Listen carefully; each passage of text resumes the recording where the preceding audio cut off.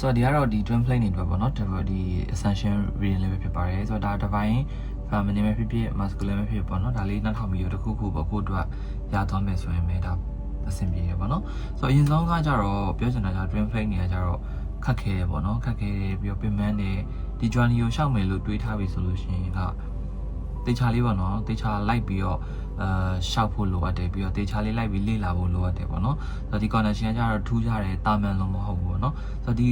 journey ကိုရှောက်မယ်ဆိုရင်ကိုယ့်ကိုတာမန်လူတရားလိုမျိုးမတွေးရပိုကောင်းနေပေါ့နော်တကယ် level မြင့်မြင့်နဲ့တွေးနိုင်လေလေဒီ fight ဒီမှာပို့ပြီးတော့နေထိုင်နိုင်လေကိုယ့်အတွက်ပိုအဆင်ပြေလေးပေါ့နော်ဆိုတော့ဒါကြောင့်မလို့တာမန်လူတွေလောက်တဲ့ပုံစံမျိုးတွေဒီမှာတာမန်လူတွေလိုမျိုးလိုချင်တာဖြစ်ချင်တာအဲ့လိုစိတ်တွေပေါ့နော်ဒါလေးတခြား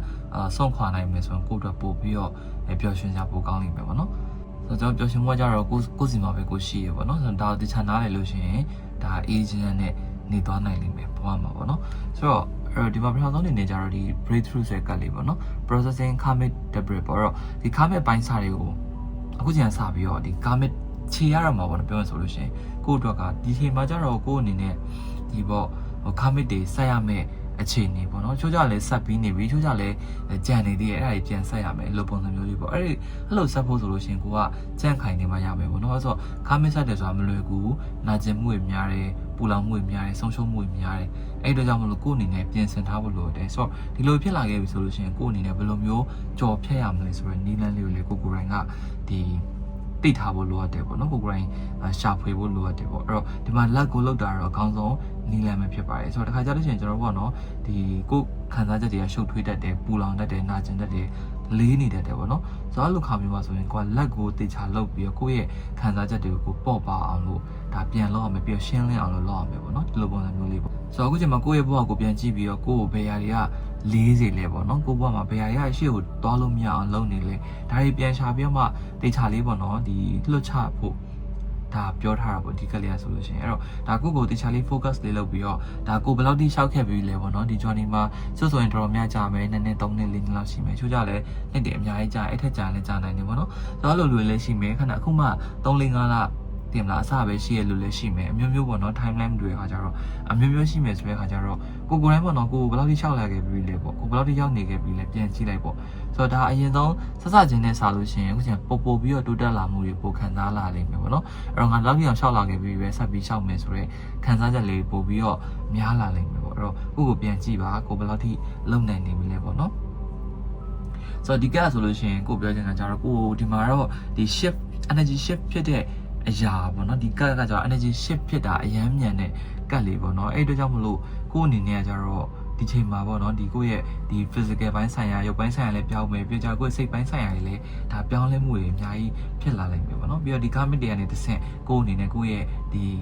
awareness တွေကောင်းလာမယ်တည်ရမလားပို့ပြီးတော့ဒီအဆင်ပြေတဲ့အခြေအနေတခုကိုပို့ရောက်လာလိမ့်မယ်ပေါ့နော်ဆိုတော့ဒီချိန်မှာကိုချို့ကြွကြတော့လေဒီချိန်မှာတော့ကိုပြန်ပြီးတော့နောက်ပြန်ဆုပ်နေရှေ့သွားနေရမဟုတ်ဘဲနဲ့နောက်ပြန်ဆုပ်နေရလားလို့ထင်ကောင်းထင်လိမ့်မယ်ဘာလို့ဆိုတော့ခဏပေါ့နော်ဒီ pattern တွေကဒီ old pattern တွေခဏပြန်တက်တာမျိုးပေါ့နော်အဲ့ဒါဘာလို့လဲဆိုတော့ကိုယ်တိုင်ကဒီ karmic ဒီ witchery တွေကိုမကြည်သေးရပြီးတော့ကိုယ်တိုင် relaxing တေချာမယူနိုင်သေးရပါတော့အဲ့တို့ကြောင့်မလို့ခဏဒီ pattern တွေပြန်လာမယ်ခါကြရင်တွေ့ပြီးသားတွေကြုံပြီးသားတွေပြန်ကြုံရတာမျိုးရှိကောင်းရှိလိမ့်မယ်ပေါ့နော်ဆိုတော့ဒါကြီးကကြတော့ကိုယ်တိုင်မပြီးမပြတ်သေးတဲ့အရာမျိုးလေးတည်မလားဆိုတော့ဒါကပြန်ပြီးတော့ဒီအတွင်းက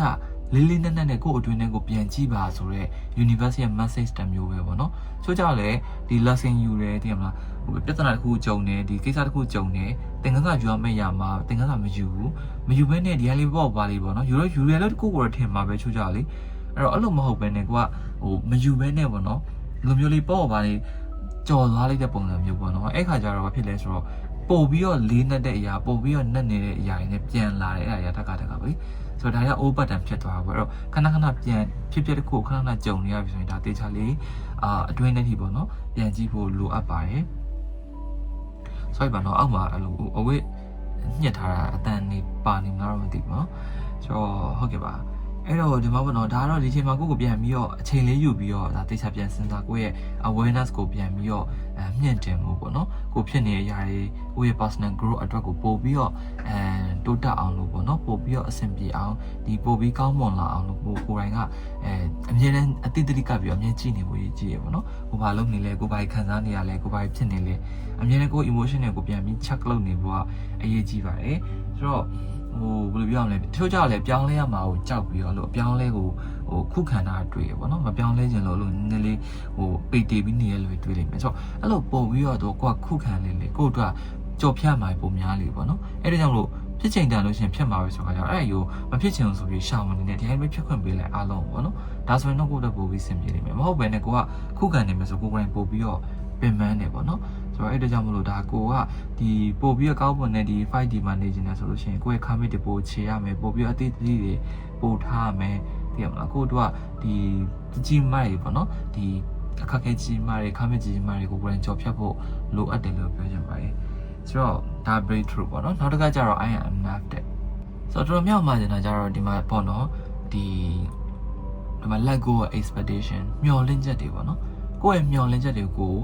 လွတ်ချဖို့ပေါ့ဆိုတော့မျှော်လင့်နေဆိုအရန်ကိုစိတ်ပင်ပန်းရတယ်ပေါ့နော်မျှော်လင့်နေဆိုတာတခြားလူကကိုယ့်ကိုတခုခုလုပ်ပေးဖို့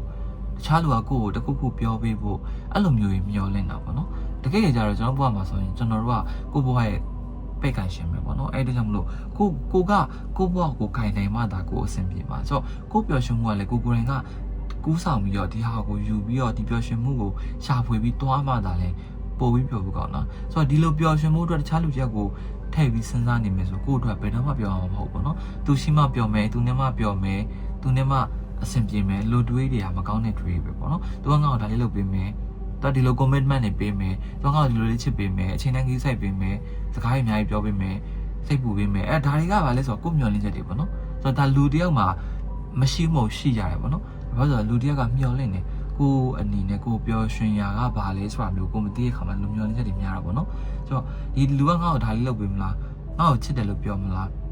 းအမြဲတမ်းတည်မလားအဲ့ခါနေကြရင် connect လို့ပြောနေကြဆိုတော့မပြောတဲ့ခါကျရင်ဖြစ်လဲဆိုတော့မပြောဘူးလားဆိုပြီးစိတ်တူတာမျိုးရှိတယ်ဒါအမြဲတမ်းမျှော်လင့်နေလို့ဖြစ်တာဆိုတော့ပြောရင်ပြောတယ်နားထောင်လိုက်တယ်ကိုပြောတင်လည်းပြောလိုက်မယ်ပေါ့နော်မပြောလို့ရှိရင်လည်းဒါဒီတိုင်းပဲပေါ့နော်ဗာဒီလိုစကားလုံးတွေဘာတွေကအရေးတော့မကြီးဘူးပေါ့နော်ကိုယ်တိုင်ကဘယ်လိုပြောရမလဲပို့ပြီးဒီ spiritual mind ပို့လောက်လာလေးပို့ပြီးတော့သိလာလေးပေါ့နော်ဒီလိုအပေါ်ရန်စကားလုံးတွေဟာတွေကအရေးမကြီးဘူးတကယ်အရေးကြီးရပါလေဆိုတော့ကိုတကယ်အရေးကြီးတဲ့အချိန်ကိုတကယ်လိုအပ်နေတဲ့အချိန်မှာကိုယ်နာမှာရှိပေးရမျိုးပေါ့နော်ဆိုတော့ကိုယ်နာမှာကိုအားပေးစကားပြောတာမျိုးဒါတွေကအရေးကြီးရပေါ့ဒါကိုတကယ်အခက်ခဲတဲ့အချိန်ကိုပြောတာပေါ့နော် Dream Flame မှာဆိုလို့ရှိရင်လိန်လို့မရဘူးကိုက drama king လို့မရဘူးကိုကအဆင်ပြေနေတဲ့အနဲ့အဆင်မပြေဘူးလို့ပြောလို့ရှိရင်လည်းအဆင်မပြေပြန်ဘူးသိရမလားဘယ်လိုကျွန်တော် post တစ်ခုတွေ့ရတယ်ပေါ့နော်သူ့ရဲ့ Dream Flame ကဒါသူဒီဘယ်လိုပြောပြရမလဲဆိုတော့ငလင်လောက်တဲ့နေရာလေးမှာသူရှိရပေါ့နော်ငလင်လောက်တဲ့ဒီနေရာမှာနေတာသူ့ငါမမေးဘူးပေါ့နော်တကယ်ပေါ့နော်ဒီကိုကိုရိုင်းတကယ်ခက်ခဲပြီးအခက်ခဲကြုံပြီးဆိုသူ့မှာတော့ပြီး energy က shift ဖြစ်ပါတယ်ဆိုတော့ကိုကိုရိုင်းကဘေးကင်းနေအဆင်ပြေဆိုရင်ဘယ်လိုပြောပြရမလဲဆိုတော့မေးချင်မှလည်းမေးမယ်ပေါ့နော်လူတိုင်းကြသူ့ရဲ့ဘဝသူ့ခက်ခဲနေသူဆိုတော့သူ့ဘက်မှာလည်းဘာခက်ခဲနေမှန်းကိုမသိဘူးလေနော်သူ့ဘက်မှာလည်းသူငွေကြေးပိုင်းလုံးပန်းတာလည်းရှိမယ်ချို့ຢာတွေပေါ့နော်ဒီဖြည့်ရှင်းလို့မရတဲ့အရာတွေရှိကောင်းရှိနေမယ်ဆိုတော့ဒါကကိုကသွားပြီးတော့စိတ်ဘယ်လိုပြောရမလဲစိတ်သွားဆိုးစရာမလိုကို queue ဆိုင်ပေးစေချင်စရာမလိုပေါ့နော်အဲ့ခါကျတော့ဘာဖြစ်လဲဆိုတော့ကိုကိုယ်တိုင်ဒုက္ခတကယ်ရောက်လို့ရှင်တေချာဘုတ်သူတို့လာလိမ့်မယ်ကိုတကယ်ဒုက္ခရောက်တဲ့အဆင်မပြေဆိုရင်တေချာဘုတ်သူတို့စီကတခုလာလိမ့်မယ်ပေါ့နော်အဆင်ပြေလားဘာဖြစ်လားဒီမှာတကယ်မလိုအပ်ဘဲနဲ့တော့အဲ့ဒါမျောလင်းကြမလို့အဲ့တော့ဒီမျောလင်းချက်တွေကဖယ်လိုက်မယ်ဆိုကိုယ့်အတွက်ပို့ပြီးတော့ပျော်ရွှင်ရလိမ့်မယ်ဒရာမာတွေကလည်းပို့ပြီးတော့ဝေးသွားလိမ့်မယ်ပေါ့နော်ပြီးတော့ကိုယ့်ကိုလုံလောက်တယ်လို့ခံစားပါသိရမလားဆိုတော့ဒီမှာဆိုလို့ရှိရင်ဒါတော်တော်များတော့ကိုယ့်ကိုမလုံလောက်ဘူးလို့ခံစားရတယ်တခုခုလိုအပ်နေရလို့သိရမလားဒီလိုမျိုးခံစားလိမ့်မယ်ဆိုတော့မကြခင်အဲ့ဟာတွေက energy အကုန် shift ဖြစ်ပြီးတော့ကိုယ့်အတွက်ကိုက I am enough ဆိုတဲ့ဒီပေါ့နော်ဒီစိတ်ခံစားချက်တွေပို့ပြီးတော့များလာလိမ့်မယ်ဆိုတော့ကိုယ့်ရဲ့တန်မှုကိုတိလေလေကိုကပို့ပြီးတော့ဒီဘယ်လိုပြောပြရမလဲကိုယ်တိုင်ကိုဖြစ်နေလေပေါ့နော်ဒီမျောလင့်ချက်တွေလည်းဝေးသွားမယ်ကိုပဲဖြစ်နေလိမ့်မယ်ပေါ့နော်အဲ့တော့ကိုပုံစံအမှန်တိုင်းကိုနေဖို့အရေးကြီးပါတယ်ဆိုတော့ကိုယ့်ရဲ့လိုအပ်ချက်တွေကိုဘာလိုအပ်လဲသိရမလားဘယ်လိုအရာတွေလိုလဲအဲ့ဒါတွေကတခြားလူပေါ်မှာသွားပြီးတော့တခြားလူဖြည့်ဆည်းပေးပါစေဆိုတဲ့စိတ်နဲ့မနေဘဲနဲ့ကိုယ်တိုင်ဘယ်လိုဖြည့်ဆည်းမယ်ကိုယ်တိုင်ဘယ်လိုလုပ်မလဲဆိုတော့ရှာဖွေဖို့ပေါ့နော်ဆိုတော့ဒီမှာတော့ကိုယ့်ရဲ့ true self နဲ့ကိုနေဝေးကြဆိုတော့ဒီမှာဆိုလို့ရှိရင်လည်းဒီမှာ express your true ပေါ့နော်ကိုယ့်ရဲ့ပုံစံအမှန်အတိုင်းပဲကိုနေခိုင်းတာဆိုတော့ဒီမှာ throat chakra block ဖြစ်နေလို့အများကြီးပါတယ်ပေါ့နော်အဲ့တော့ throat chakra block ဖြစ်နေတယ်ကိုယ်ပုံစံတိုင်းကိုမနေနိုင်ဘူးကိုပုံစံတိုင်းကိုနေကိုနားလူတွေထွက်သွားမယ်လို့ခံစားလိမ့်မယ်တည်မလားဆိုတော့အဲ့အတွက်ကြောင့်မလို့အများနဲ့လိုဟန်ဆောင်မိနေတဲ့လူတွေလည်းရှိကောင်းရှိလိမ့်မယ်ပေါ့နော်အဲ့တော့အဓိကတော့ကိုယ့်ရဲ့ဒီ ပုံစံအမှန်တိုင်းကိုနေပါဆိုကိုမကြိုက်တဲ့လူကကိုနားနေထွက်သွားလိမ့်မယ်ပေါ့နော်အများနဲ့ဟန်ဆောင်နေပြီးတော့ကိုနားမှာရှိနေပေမဲ့လည်းတကယ်ကိုရဲ့ true self ကြီးပေါ်လာလို့ရှိရင်ကိုနားထွက်သွားရင်လည်းထွက်သွားမှာပဲပေါ့နော်အဲ့တော့လူဆိုတာဆွဲထားလို့ရတဲ့အရာတော့မဟုတ်ဘူးအဲ့ဒါကြောင့်မလို့တေချာလေးပေါ့နော်သိအောင်လုပ်ပါဆိုတော့ကိုပုံစံတိုင်းပဲကိုနေပါဘသူစိတ်ညှို့ညင်သွားမှာစိတ်ပြတ်သွားမှာမကြောက်နဲ့ဒီလေးပဲနေပေါ့နော်ဒါပေမဲ့တချို့ຢာကြီးကြတော့အဲ့လိုလာရောညှိထွေးစွာနေတတ်ဖို့တော့အရေးကြီးရပေါ့နော်ဆိုတော့အတိကတော့လူဆိုတော့လိုက်ထိုက်လေးနေတဲ့တော့ပိုကောင်းတာပေါ့သိမလားဆိုတော့အတိကတော့ကိုပုံစံတိုင်းကိုဖြစ်နေဖို့ကအရေးကြီးဆုံးပဲသိမလားပြီးတော့ဟန်ဆောင်မိမနေနဲ့ပြောချင်တာလေဒီမှာဆိုလို့ရှိရင်တော်တော်များတော့ကိုယ့်ကိုပို့ပြီးတော့အာရုံစိုက်လို့မရတာများတယ်ပေါ့နော်မရတာများတယ်အဲ့ဒါကြောင့်မလို့ကိုယ့်ရဲ့တန်ဖိုးနဲ့ပတ်သက်ပြီးကိုယ်တိုင်ကအဲ့လိုမိကုံပြန်ထုတ်နေတာပေါ့ငါပဲမလှလို့လားငါပဲအချစ်ခံဖို့မထိုက်တန်လို့လားငါပဲမကောင်းနေရလားအဲ့လိုမျိုးပေါ့နော်အဲ့လိုတွေးလေးနဲ့ချွတ်လွေတော့ကနေနေရတွေ့ရပေါ့နော်ဆိုတော့တကယ်ပေါ့နော်ကိုယ့်ကိုလုံလောက်ဖို့အတွက်ဆိုဘာလိုအပ်လဲဆိုတော့ကိုပေါ့ကိုယ့်ရဲ့ယုံကြည်ချက်ကိုယ့်ကိုယုံကြည်မှုကိုဖန်တီးဖို့လိုအပ်တယ်ပြီးတော့ကိုယ့်ရဲ့ဒီself esteem နေပေါ့နော်ဒါတွေလည်းဖန်တီးဖို့လိုရတယ်ပြီးတော့ self love တွေလည်းဖန်တီးဖို့လိုရတယ်ပြီးတော့ self awareness ပြီးတော့ self acceptance ပေါ့နော် self awareness အရေးကြီးဆုံးပဲကိုယ်တိုင်ကဘာဖြစ်နေလဲဘာခံစားနေရလဲဘာတွေလုပ်နေလဲဆိုတော့ကိုပြန်ပြီး aware ထားတာပေါ့ကိုဘာလုပ်နေလဲကိုဘယ်လိုမျိုးအခြေအနေဖြစ်နေလဲဆိုတော့အများနဲ့ကိုအတိအကျကတ်နေမှာဆိုတော့ကိုအတွက်ပို့ပြီးတော့အဆင်ပြေမယ်ပြီးကြတော့ကိုလောက်တာကိုသိရမယ်ကိုတွေးနေရကိုသိရမယ်ဒါအရေးကြီးဆုံးပဲပေါ့နော်ပြီးတော့ကိုယုံကြည်မှုရှိရမယ်ဘာလို့ယုံကြည်မှုမရှိရင်ဘာမှမရဘူးပေါ့နော်ကိုယုံကြည်မှုရှိနဲ့နေလိုက်ပေါ့over confidence ကိုပြောရမှာမဟုတ်ဘူးဒီမှာကိုယုံကြည်မှုထားဖို့အခုလုပ်မယ်ဆိုလို့ရှိရင်အများကြီးမတွေ့ဘဲနဲ့ဒီအတိုင်းပဲလုပ်လိုက်ဖို့ပေါ့နော်သိရမလားဆိုတော့အဲ့လိုပုံစံမျိုးလေးအဲ့တော့ဒီဥမာကိုလက်ခံမလို့ကြီးရကိုကမလှအောင်ဆိုလဲမလှတဲ့အတိုင်းလက်ခံနိုင်ရမယ်ကိုဒီမကောင်းဆိုလဲမကောင်းတဲ့အတိုင်းလက်ခံနိုင်ရမယ်သိရမလားဆိုတော့ဒါပေမဲ့အဲ့လိုလက်ခံပြီးတော့မှကိုယ်ကိုတန်ဖိုးထားဖို့သိရမလားကိုတန်ဖိုးထားတော့မှသာချားလို့လည်းကိုတန်ဖိုးထားမှာကိုတခုကမှသူများလုပ်ပေးစေခြင်း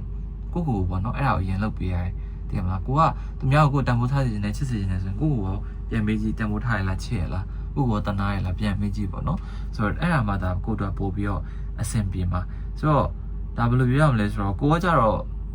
ဘယ်လိုပြော twin flame နေကြတော့တာမန်လူတွေတော့မဟုတ်ဘူးပေါ့နော်အဲ့ဒီတော့ကိုက extraordinary ဖြစ်တယ်မွေးလာတဲ့ကိုမှတခုပေါ့နော်အခက်ခဲနေကြုံလာမယ်မိသားစုမှာတခုပေါ့နော်အဆင်မပြေရများမယ်ဒုက္ခတွေအများကြီးနဲ့မွေးလာလို့များတယ် twin flame တွေမှာအဲ့လို aging လေးမွေးလာလို့ရှားတယ်ပေါ့နော်ဒီလိုဒုက္ခပင်လေဝေးရဲ့လူဟာပို့ပြီးတော့များတယ်သိရမလားဆိုတော့ဒါ aging မွေးလာတဲ့လူကလည်းဒါတခုပေါ့နော်အနေထားတစ်ခုထိပဲရှိမယ်သိရမလားအများနဲ့တော့ agent နေဘူးပေါ့ twin flame ကြတော့လေဆိုတော့ဒီ process ပေါ့နော်ဒီ twin flame journey ကကြတော့ခဏလေးနဲ့မပြီးတော့ဘူးပေါ့နော်လူမျိုး luxury နဲ့တင်ယူရင်းနဲ့ပဲဆက်သွားမေးရမျိုးပေါ့အဲ့တော့ဒီမှာအရင်ကို push မလုပ်နဲ့သိမလားသူများရဲ့ဒါလုပ်လို့ကိုလိုက်လုပ်မယ်ဆိုမှဖြစ်စေနေပေါ့ဘာလို့ဆိုတော့အားလုံးက timeline မတူဘူးကိုဒီချိန်မှာဒါဖြစ်မယ်ဆိုချားလို့ကလည်းတခြားချိန်မှာဒီဟာဖြစ်မှာပေါ့နော်တပြိုင်တည်းဖြစ်မှာတော့မဟုတ်ဘူးအဲ့တော့အဓိကတော့ဒီအချိန်ကိုတိတ်ပြီးတော့အတွေ့တဲ့မထည့်ခေါင်းနဲ့မထည့်ဖို့ပေါ့နော်ပြီးတော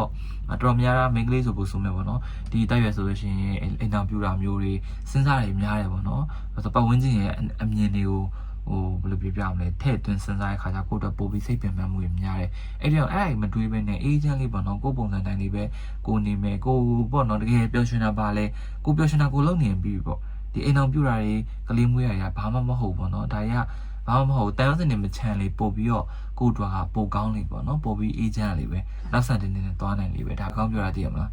ဆိုတော့အဲ့ခါကျတော့အဓိကတော့ attachment တွေကိုတတ်နိုင်တဲ့လောက်ဖြတ်ဖို့လိုအပ်တယ်ပြီးတော့မလုံနိုင်နဲ့လုံနိုင်လို့ပေါ့နော်ဆိုတော့အများတော့လူဆိုတာကောင်းမှာတော့မဟုတ်ဘူးအကောင့်ပလက်ဆိုတလဲနေပဲဒီလိုပဲရက်ကန်နဲ့သွားတာမျိုးပေါ့နော်အဲ့တော့ကိုပြောင်းလဲဖို့လည်းမမေ့ပါနဲ့သိရမလားပြောင်းလဲမယ်ကိုလက်ရှိချိန်မှာကိုမကောင်းကိုမကောင်းလို့ခံစားနေရတယ်ကောင်းကိုကောင်းအောင်ဘာလုပ်အောင်မလဲကိုဘာတိုးတက်ပြောင်းလဲအောင်လုပ်အောင်မလဲပေါ့နော်အဓိကတော့